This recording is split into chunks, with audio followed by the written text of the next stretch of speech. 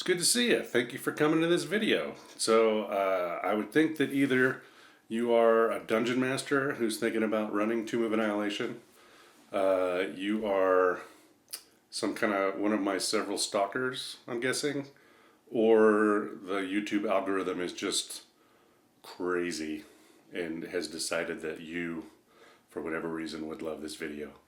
I'm pretty sure they're right, but let me have some time to prove myself. Let me give you a little history about me and why I'm doing this series. In high school, I played a lot of role-playing games with my friends. Never really played a lot of D&D, actually. We played Palladium. I loved Ninja Turtles, and I loved Rifts. If you've not looked up Rifts or you didn't have a chance to play that, it's good times. But 2 or 3 years ago, I ran into one of my friends from high school and found out they'd been playing a D&D campaign for a while. And he invited me to show up, and I'm so glad that I did.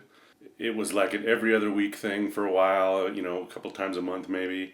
And it is now every single week, and if I don't get my D&D on Wednesday night, then I'm a cranky person.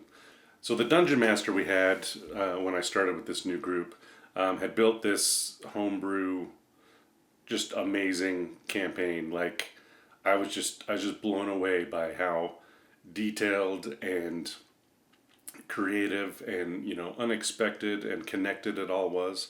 They had been playing a couple years on it before I showed up, and I was just I loved playing. I had so much fun playing, but I had in the back of my mind this desire to DM. I DM'd a lot when we played in high school. Really had a great time. Love telling stories. Love coming up with fun twists and things that people weren't expecting and things like that. After a little while, after a year or so, when I kind of started feeling good with the rules, and we had done a few little side campaigns that someone else had run, when schedules didn't quite mesh, and so we were at the end of one of those B campaigns, and I kind of just said, I'd really like to run one of these, and did all the research and everything, and Tomb of Annihilation just seemed like such a cool, unique setting and such an awesome campaign. And it's so funny because you read up a little bit, a little blurb before you're going to buy the book or whatever, and it seems cool. It seems they use a lot of things like Jurassic Park and Indiana Jones and all that kind of stuff, but it's so much more than that. I just fell in love with it, and we played for a couple of years. I think we played this campaign.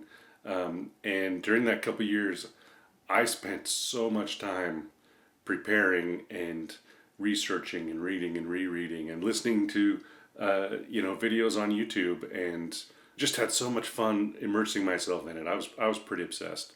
And obviously I still am, because we finished our campaign not quite a year ago, and I'm still thinking about it and making videos. So the reason for this series is really for folks like me, that are preparing to run it or thinking about running it, or just dungeon masters that like to kind of see what other people come up with and see what different angles we've got, because dungeon masters love borrowing.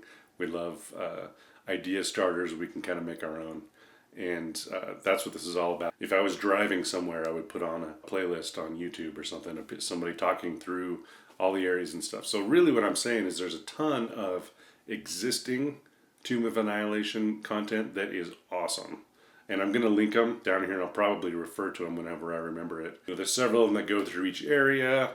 They do, it's way more like prep to run the game, so I feel like there's a lot of that already out there.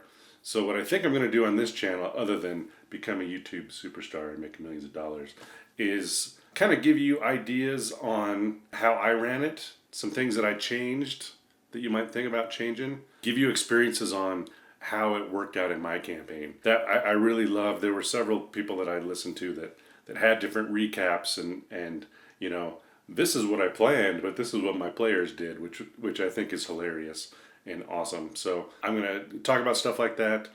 Again, talk about things brand new.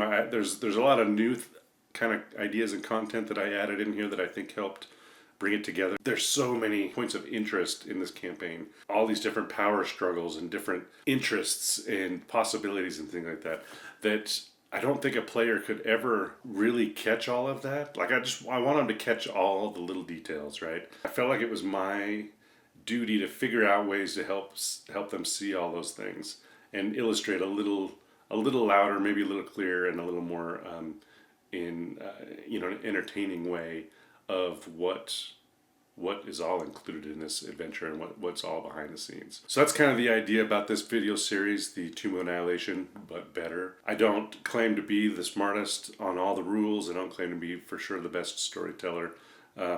I don't claim at all that the current Tomb of Annihilation as written is not epically awesome, but there's always different things and different ideas that it kind of sparks, and I want to be able to share that. Hopefully this is just a great series for you if you're prepping for this campaign, and if you've already run it and you just want to hear some different things, some different ideas, welcome. That's why I'm doing it. That's why I'm here, and so far having a great time. And what better way to become a social media celebrity than doing a Dungeon Masters only guide to a adventure that came out 8 years ago.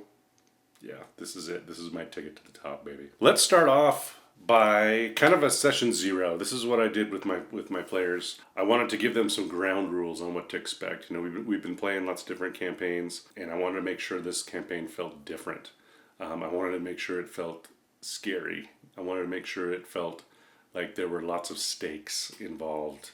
That their decisions, rushing in without thinking could be a major problem. So right off the bat, I just stressed how difficult this campaign is. That I was not going to be sugarcoating it. That it is like as if you were dropped naked into the middle of the Amazon rainforest. Every square inch of everything around you is trying to kill you. So I needed to make sure that I gave them enough of that up front so that they could feel the dread, feel the uneasiness of every little thing. They needed to question every oasis. They needed to question every friend. They needed to question everything, question each other. Just so that it felt like, they needed to be on their game when they played this. To their credit, they did great. Next, I want to make sure that with that characters were gonna die. Like, it would be pretty impressive to get through this without characters dying at some point. The Dungeon Master's job is not to kill players. I don't think that it's me against them. I think my job though is to make them terrified that they could very well die and put them in situations that will test their skills. I wanted to make sure that they understood that death was at the doorstep and that they needed to keep the door locked or they were going down. With all of that, I stressed, and I always stress, that they need to know their character sheets. They need to know every little inch of the characters that they're playing, every bonus to a save, every special move, every reaction, every bonus ability that they could possibly have. They have got to know it because they're going to need it in the situations they're going to be confronted with. So there was a lot of times when I just wanted to make sure that they took time and studied it and made sure they understood they're going to need every single advantage they possibly can. So there's quite a few videos on YouTube that talk about, here are the things you change to Tomb of Annihilation. So this isn't a uniquely vicious talkery idea here. So almost all of those lists that are awesome start out with change the intro, change the reason these guys are in Chult. As written, it's basically you were here, you got hired by a wizard to go to Chult, and then you're in Chult. And then right off the bat, it starts going. Like you meet Syndra, she tells you all these things, and you get your assignment. I didn't want to do that. I didn't want to jump right in and miss all the opportunity for this team to kind of come together a little bit. This party that's going on. So I changed all of that.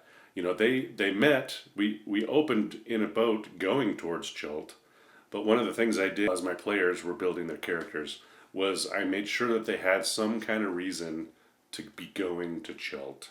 Some of them did better than others on that story, but that's fine. Just going to Chult to go to Chult is fine. But I wanted to make sure that they had a reason to be there other than the railroad of the book that says your party's been hired. All of a sudden you teleport there. So what that did is it actually gave me 2-3 sessions worth of opening of here's how this works. Here you are together. Start understanding each other. All the motivations of why they're there. Some shared experiences before you show up in Port Nianzaro, and eventually meet up with Sindra Sylvain, and she gives you the quest. So it gave me a lot of opportunity to kind of foreshadow what the death curse was, foreshadow that there were crazy things going on in Chult. So right off the bat, 100%, think up your own intro, give them a good reason for going to Chult, and then be confronted with the death curse in the story. I just think it's a less jarring way to get into it, and really a lot more fun. One thing that I was very adamant about was spoilers. Stay away from spoilers. I would tell my players, do not buy this book, do not search things up on YouTube, do not, accidentally type Tomb of Annihilation hints or spoilers into your search bar. Just don't do it. There's so many great twists and turns and so many things that happen. I just did not want them to be spoiled by it. I tried really hard to get them to not even look up creatures. Like, I know that's a metagame thing that we all kind of do, that you get, confronted with something, and when it's not your turn, looking up on your phone, does this have any weaknesses or anything like that? I just tried to have them be as fresh and as spoiler-free as possible, and I would recommend that to you as well. One thing that I wish I had thought of towards the end of the game, and it's something I did when they actually were inside the tomb. This idea of, if you ever go unconscious and you save, you make all your death saves and come back to life. I wanted to make that even more brutal, that every time that would happen, you'd have to roll on the minor injuries table or whatever table you can find, so that there was a consequence to falling down. Right. None of the things on those tables, especially in the Dungeon Master's Guide, are the minor ones, right? Are, life shattering, but, some people have, they can't use their arm, or some people are deaf, or for whatever reason you're blind, or your ankle hurts, you can't run as far, or, there's just fun little things. And none of them are permanent. I mean, almost every one of them with a normal healing spell of any kind goes away, but it just gave that extra consequence to even to going unconscious, that made them stop and think about their decisions even more, that there were more consequences to just getting 3 lucky turns and jumping up. Very last one that I want to share that I would recommend to any DM on any game ever, because it created so much drama and so much tension that was so great, is the DM rolls the death saves and does not reveal the outcomes. Now, I know that is rough on some people. They like rolling their own dice. They like feeling like they're somehow in control of their own destiny. But it was so great because it was terrifying. It was terrifying to characters that, they're not the ones rolling that dice. I mean, the odds are exactly the same when they roll it that I roll it.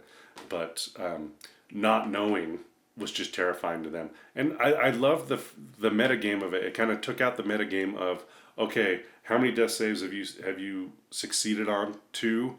All right, so I don't need to run over there right now. The odds of you failing them before I can get there is fine. I'll keep doing this other thing, and then I'll rush over and save you. Well, my players didn't have that luxury, because all they knew is how many death saves had been rolled. They didn't know if they were up or down. It just created urgency, right? Then that decision, do I try to finish this guy off and then run over and save him?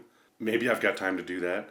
But what if I kill that guy instead of running over there and he fails the third one and then he's gone? So there was just a lot more of cooperation and just that extra fire, that extra, terrifying fire that was in the mix that they couldn't predict. So I loved it. I don't know how much the players loved it. I guess maybe I'll ask them. But I thought it added a huge bit of danger to this campaign. Well, there you have it. You've sat through the intro. You've heard my spiel about why I'm doing this crazy, crazy thing. And again, not just for YouTube celebrity, but also to give you something fun to listen to. I am very new to YouTube, so I'll do all the things I always see people say. like, subscribe, hit the bell, leave a comment. I have a Patreon for some reason. If you feel like helping me out, maybe I could buy a light or two or a microphone. I don't know. But hey, if you want to do that, great. I'm not doing this for that, but yeah, I sure would appreciate it. I hope to keep these videos churning out. I hope you like them, and I will see you next time.